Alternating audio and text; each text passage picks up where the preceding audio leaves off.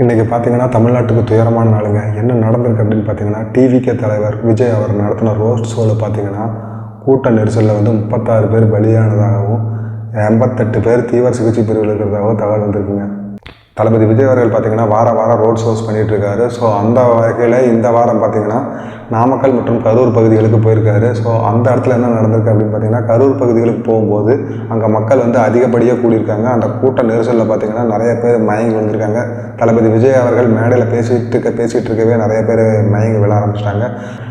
TVK தலைவர் meeting முடிச்சு வெளியில் போனதுக்கப்புறம் பார்த்தீங்கன்னா 36 பேர் பலியானதாக தகவல் வந்திருக்கு. ஸோ அதில் பார்த்தீங்கன்னா 8 குழந்தைகள் 16 பெண்கள் உட்பட மொத்தம் 36 பேர் பலியாகிட்டதாக தகவல் வருது.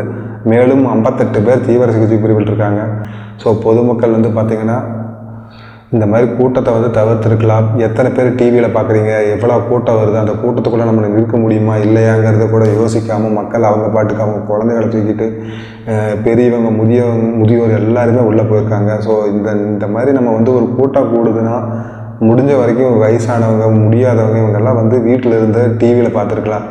ஸோ எனக்கே என் ஃப்ரெண்ட்ஸ் எல்லாம் கூப்பிட்டாங்க, நான் வரல அப்படின்ட்டு. ஏன்னா கூட்டத்துக்கு போய் நம்ம அந்த கூட்டத்தில் போய் நின்று மக்களாக இருந்து அவங்களுக்கு சப்போர்ட் பண்ணுற மாதிரி இருக்கலாம். ஆனால் பட் இருந்தால் கூட நம்ம கூட்டம் அதிகமாக கூட நமக்கு தான் ஆபத்து அதிகமாக இருக்குது. ஸோ அந்த கூட்டத்தில் பார்த்திங்கன்னா அந்த கூட்டத்தில் ஆம்புலன்ஸ் வருது, மக்கள் அத்தனை பேர் லைனில் க்யூவில் நின்றுட்டுருக்காங்க.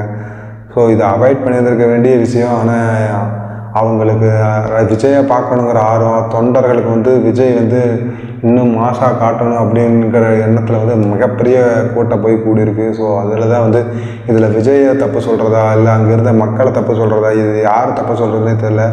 ஸோ இப்படி ஒரு நிகழ்வு இங்கே நடந்துருச்சு.